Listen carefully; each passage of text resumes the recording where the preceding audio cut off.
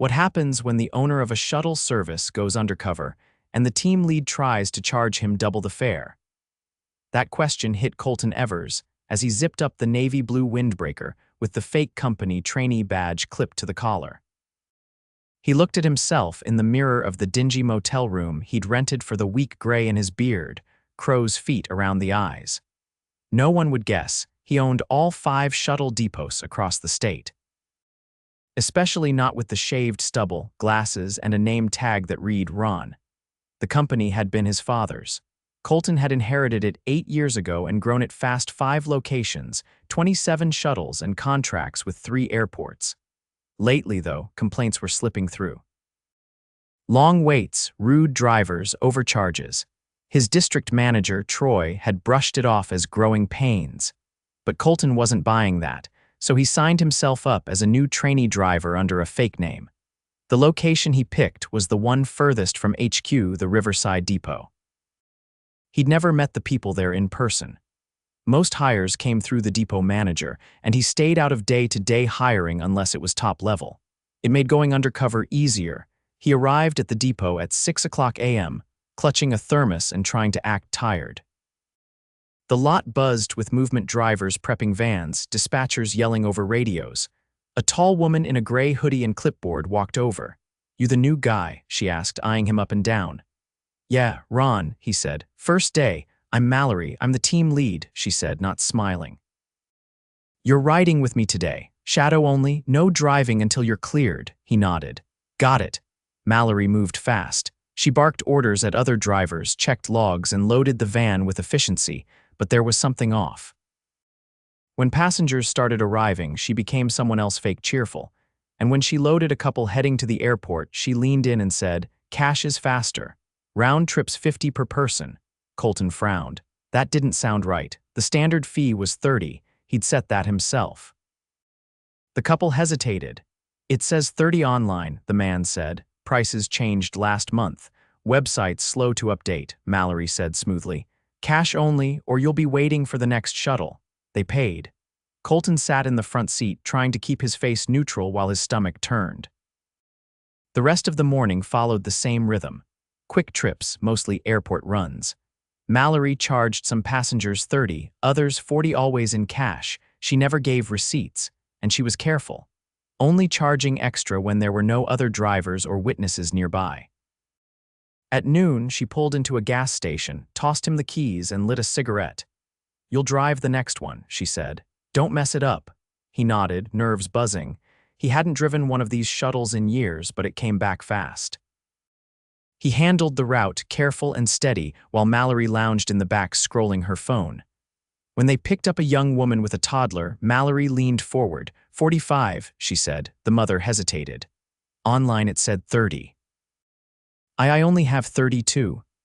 "Then you're not riding," Mallory shot back. Colton pulled over. "Hey, she's got a kid, just take her." Mallory glared at him. "Don't start, we have rules." He turned around. "We have policies."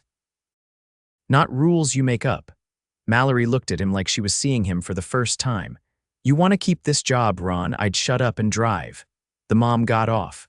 Colton watched her walk away, toddler in one hand, suitcase in the other. His hands clenched the wheel. Back at the depot, Mallory disappeared into the office. Colton waited by the van, jaw tight. Another driver, a stocky guy with a kind face, approached. "You're the trainee? I'm Devin." "Yeah, Ron," Colton replied. Devin gave a tired smile. "You'll get used to Mallory." "She's a lot." Colton gave a careful nod. "Does she always charge different fares?" Devin looked around, leaned in. "She says the depot gets a cut, but I've been here 2 years. I've never seen that money go anywhere but her pocket." "You ever say something?" Devin shrugged. "Tried once. Got my hours cut for a month." That hit hard. Colton thanked him and walked off. In the break room, he found the depot manager, a thin man with a crooked tie named Brent. "How's the first day?" Brent asked casually. "Good. Mallory's got it down," Colton said, watching him closely. "Yeah, she's sharp," Brent replied. "Keeps everything running." Colton nodded slowly. "You ever check the fare logs?" Brent raised an eyebrow. "Why would I? She handles all that." Colton filed that away. By the end of the day, he was exhausted. Not from driving, but from watching things break under the surface. He saw a good system run by fear and silence. And Mallory, she wasn't just bending rules, she was rewriting them. He sat in the van long after the lot emptied. He knew tomorrow he'd confront her, but first he had to see more. Because if she was doing this at one depot, who else was?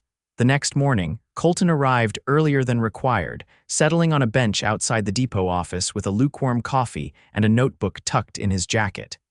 He wasn't there to take notes, just to observe without drawing attention. The lot was still dark, the air damp from overnight rain. A few vans were already running, their exhaust curling into the morning sky. A woman in her early 50s walked briskly across the lot, tugging her windbreaker tight. She had a slight limp, favoring her left leg. She pulled a clipboard from under her arm and tapped on one of the vans with the back of her knuckle. "Pre-trip done yet?" she called out. The driver inside gave a thumbs up without looking back. Colton walked over. "You work here too?" She glanced up, squinting at his badge. "You're Ron, right?" "I'm Denise, senior driver. Been here almost 7 years. You always do checks for the others." "Someone has to," she muttered. "Most of these kids don't bother unless I nag them. Better than having a wheel come off at 70, Colton nodded. "You don't sound like a fan of how things run." Denise looked around, then leaned in slightly. "You ever work somewhere where the wrong person got too much power and no one stopped them?" He didn't answer. He didn't need to. Denise tilted her head toward the office. "That started when Mallory got bumped up. She knows how to make herself look good, but she's not lifting anyone else up. Couple folks already left because of her. Quiet ones. The kind who just did their job and didn't want to play favorites." She walked off before he could respond, clipboard back under her arm. Colton looked toward the office. Lights were on now. Mallory's shadow crossed the blinds inside, pacing. He spent that morning paired with a driver named Leo, a younger guy, maybe mid-20s, with a loose ponytail and a soft tone. Leo was careful behind the wheel but fidgeted constantly between runs, checking his phone, tapping his foot, glancing at the clock. "You always this nervous?" Colton asked as they waited outside a hotel. Leo exhaled hard. "Just trying not to mess up. I got written up last week for being 5 minutes late. Now I come in early and don't take my breaks." "What was the delay?" "Had to refuel." "Mallory said I should have planned better." "Did she dock your pay?" Leo nodded. "Pulled an hour, said it was policy." Colton stared out the window. "That happened to others," Leo hesitated. "Only the newer ones or ones she doesn't like." A family of 3 stepped out of the hotel, waving. Colton climbed out to open the doors, helping them with bags. The father, a man with an accent Colton couldn't place, handed Leo a card. "No cash?" Leo asked. "I don't have any," the man replied. "But the website said you take cards." Leo looked back at Colton, uncertain. Colton stepped in. "We take cards," he said. "Just swipe here." Leo hesitated, then followed through. The ride was quiet after that. Later, back at the depot, Colton found Mallory outside near the delivery bay, talking to Brent. She was laughing, holding a clipboard against her hip. Brent wasn't laughing, just nodding. Colton approached casually. "Got a minute?" Mallory turned. "Make it quick." "Had a family earlier. You told them cash only yesterday. They only had a card today. I ran it. Just thought you should know." Her smile vanished. "You think I'm not aware of how to handle fares?" "I think passengers shouldn't be turned away for not carrying cash." Brent cleared his throat. "What's this about?" Mallory cut in. "Nothing, just a trainee overstepping." Colton looked at Brent. "I'm not overstepping. I'm asking if the policy's changed, because we're telling people online one thing and doing another in the van." Brent looked uncomfortable. "We haven't updated the site in a while." Mallory's eyes narrowed. "You're not here to question how we run things, Ron. You're here to learn." He let the silence linger. Then he walked away slowly, making sure neither of them mistook that for backing down. That afternoon, he was sent on a run with Denise. Her driving was sharp, no wasted movement. She didn't speak much until they were halfway through the trip. "You're not like the others." "How so?" "You listen more than you talk, and you don't laugh at Mallory's jokes." He didn't reply. She glanced at him. "You're not just a trainee, are you?" Colton met her gaze. "Why do you say that?" "Because I've seen real trainees. They're green. You're not. You look like you're watching everything, not learning it." He thought for a moment. "Would it change anything if I wasn't?" "No, but it'd explain why you're not scared of her." Later, back at the lot, Colton spotted Leo outside the break room, hunched over his phone with a worried look. He approached slowly. "Everything all right?" Leo looked up, startled. "Yeah, just, my dad's in the hospital. I asked Mallory if I could leave a little early. She said if I go now, don't bother coming back." Colton didn't say anything for a long time. "You leaving anyway?" Leo nodded. "I have to." Colton stood beside him. "You made the right call." Leo left without saying goodbye to anyone else. No one stopped him. That night, Colton sat in his motel room with the TV off, the city humming outside the window. His notebook lay open on the desk, a pen in hand, but he hadn't written anything yet. He thought about the mother with the toddler, the overcharged couple, Denise limping across the lot doing safety checks no one asked her to, and Leo walking away from a job to be with his father. He had seen enough, and tomorrow it wouldn't be Ron showing up at the depot, it would be Colton Evers. The next morning, Colton walked into the depot without the trainee badge and without the windbreaker. A navy sport coat and pressed shirt made it clear he wasn't Ron anymore. He stepped into the front office, where Brent sat at his desk flipping through a stack of route logs. The moment Brent looked up, his face drained of color. Colton didn't let him speak first, closed the door. Brent stood up slowly. "Mr. Evers, I had no idea. Take a seat." Brent dropped into the chair like gravity had doubled. He kept his hands folded tightly on the desk. Colton kept his voice low but firm. "I've been here for 3 days. I've seen your team lead overcharge passengers, deny service to a mother with a child, dock pay without documentation, and intimidate younger drivers into silence." You didn't know, or you didn't ask," Brent hesitated. "Mallory handles the day-to-day. You just show up and collect a paycheck." Brent opened his mouth, then closed it. He looked down. Colton nodded once. "You're being transferred, effective immediately. You'll report to Central Dispatch in Northridge tomorrow. No authority. Data entry only. That's your last chance." Brent swallowed and nodded, eyes still fixed on the desk. Colton left the office without another word. Out in the lot, vans were pulling in for morning prep. Drivers moved efficiently, but the atmosphere was tight, buzzing with the kind of energy that meant word had started to spread. Denise stood near the fuel station, checking tire pressure. She caught his eye but said nothing. She didn't need to. Mallory walked out of the dispatch trailer a few minutes later, holding a coffee in one hand and a clipboard in the other.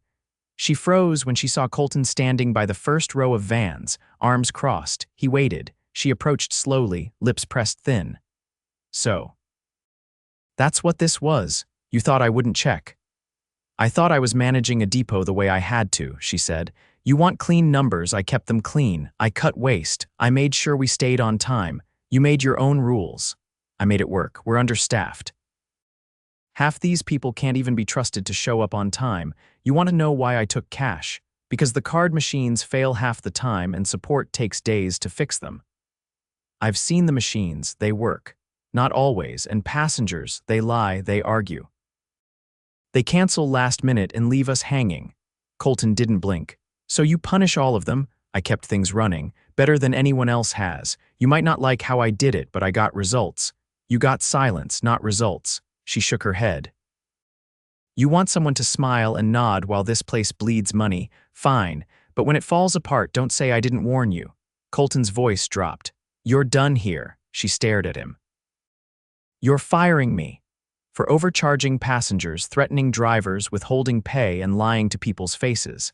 "Yes," Mallory's jaw tightened. "You're making a mistake." "No, the mistake was letting you stay this long." She didn't argue again. She walked back to the office, slower this time.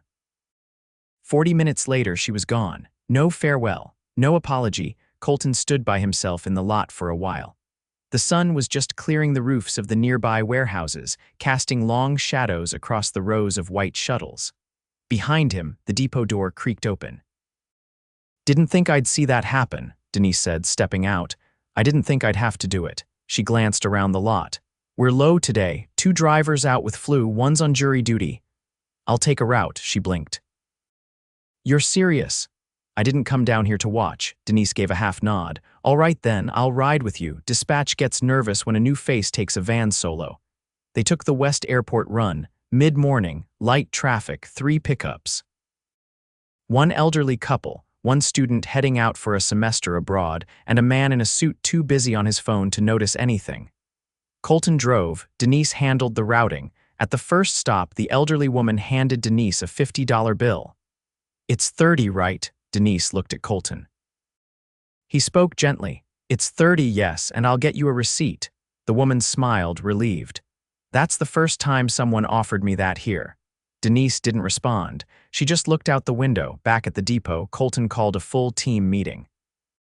He had never done one in person at this location. Word spread fast, and within 15 minutes, every driver, dispatcher, and maintenance tech was crammed into the small break room. Some leaned on walls. Others stood with arms crossed, unsure. Colton didn't waste time. "You've seen me this week. You know what I've seen. I'm not here to make speeches. I'm here to fix what shouldn't have been broken." Silence, he continued. "No more cash-only demands, no more fare hiking. From now on, every ride will match the price listed online. No exceptions. If a card reader fails, document it. We'll replace it within 72 hours. Someone in the back raised a hand. It was Devon. "What about hours? Are we getting cut again?" "No," Colton said. "And if anyone's hours were docked unfairly, bring the documentation. You'll be reimbursed." A few murmurs rippled through the room. "Management is changing," Colton added. "Brent's transferred. Mallory's gone. Denise is your interim lead for now. But I won't fill that position permanently until I've heard from every one of you. You know who deserves that role better than I do." He scanned the room. Some faces were cautious. Others skeptical, but a few nodded. "You've had to work under fear. That ends today. If you're late, we'll talk. If you're overwhelmed, we'll fix it. But if you lie, cheat, or threaten people, you're out. No warnings." He paused. "And if you see something wrong, call the number on the back of your badge. It goes straight to me, not corporate. Me." More silence, then Denise spoke. "Took you long enough." A few quiet chuckles followed. Colton cracked a small grin. "Yeah, I know." He let them go after that. No long wrap-up, just action. That afternoon, he didn't go back to the office. He stayed at the depot, helping dispatch reroute a delayed van, grabbing a wrench to tighten a loose bracket on a lift gate, walking with drivers between runs. He didn't give orders, he showed up. Later that evening, as the sun dipped low, Colton walked through the lot one last time. Denise was by the side fence, locking up the maintenance shed. "You sure you want me leading?" "I'm sure I want someone who gives a damn." She nodded once. "Don't disappear again."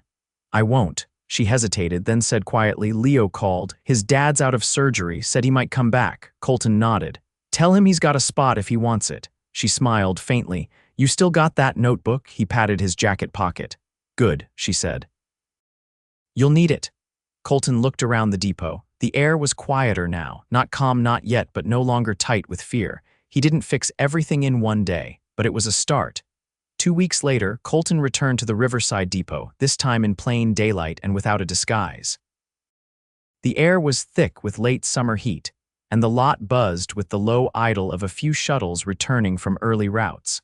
Nothing looked dramatically different on the surface, same cracked pavement, same faded directional signs, but the energy had shifted. There was a quiet steadiness to it now. He walked through the dispatch trailer first. Inside, Denise sat behind the desk, headset around her neck and a spreadsheet open on the monitor. She glanced up and nodded once, her hands still on the keyboard. "Morning, you here to check my math?" "No," Colton said. "I'm here to check the system." She tapped the keyboard once more, then leaned back. "We've got 3 vans out, 2 in maintenance rotation, 1 driver out sick. Everyone else is on schedule, including me." He glanced at the whiteboard behind her. It was covered in handwritten route adjustments and notes about passenger pickups. The handwriting was different now, more consistent, easier to follow. "You're logging van issues, every shift. And now we flag repeat problems, so we're not sending the same broken AC out 3 days in a row." Colton crossed his arms. "Anyone push back on the changes?" Denise nodded toward the window. A few grumbles. "But they're grumbling while they work, not while they hide behind the shed." Colton exhaled through his nose, then looked toward the breakroom entrance.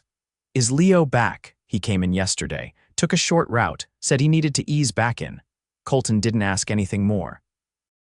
He walked back into the main garage, where a short, stocky man in a coverall was standing on a step ladder, replacing a tail light on one of the shuttles.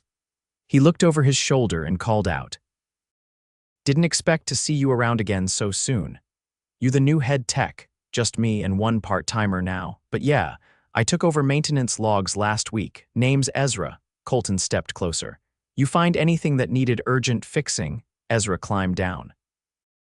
3 vans had mismatched paperwork. One was marked roadworthy but had a cracked front axle mount. I pulled it before it left the lot. Colton's jaw tightened. That could have killed someone. Could have, didn't. But from now on, nothing leaves this lot unless I sign off. Colton nodded and moved on. Near the back fence, a small group of drivers had gathered with clipboards, reviewing their assignments. A tall woman with a thick braid resting on her shoulder looked up and met Colton's eyes. You're the owner, right? He nodded. She stepped forward. I'm Nasira. I started last week. Denise trained me. How's the onboarding been? She hesitated. It's better than where I came from, but we're still stretched thin. I'm pulling doubles twice a week just to cover. Colton didn't offer false comfort. We're hiring aggressively, but I won't put someone behind the wheel who isn't ready.